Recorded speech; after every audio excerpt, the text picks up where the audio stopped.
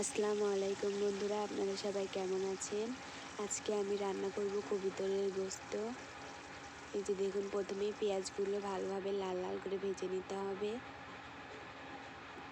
তারপরে আমি দিয়ে দিচ্ছি তেজপাতা, সাদা ফল, কালো ফল, দালচিনি, লবণ, হলুদ, ধনিয়ার গুঁড়া, শুকনো লঙ্কার গুঁড়া, কিছু আদা রসুন বাটা দিয়ে ভালোভাবে মশলাগুলো আমি ভেজে নিব।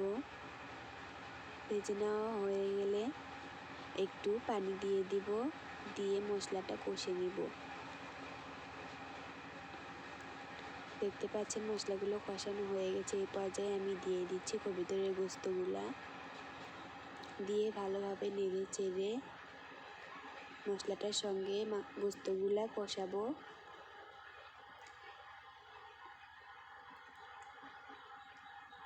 কষানো হয়ে গেলে একটু পানি দিয়ে আরও ভালো করে মশলাগুলো কষিয়ে নিব। এই যে দেখুন, হয়ে গেছে আমার মাংস কষানো। এই পর্যায়ে আমি দিয়ে দিব কিছু ধনিয়ার পাতা আর সিদ্ধর জন্য পানি। হয়ে গেছে।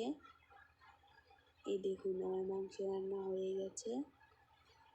মাংসটার কালার কেমন এসেছে দেখুন। আজকের মতো এই পর্যন্ত। আপনারা সবাই ভালো থাকবেন, সুস্থ থাকবেন। আসসালাম।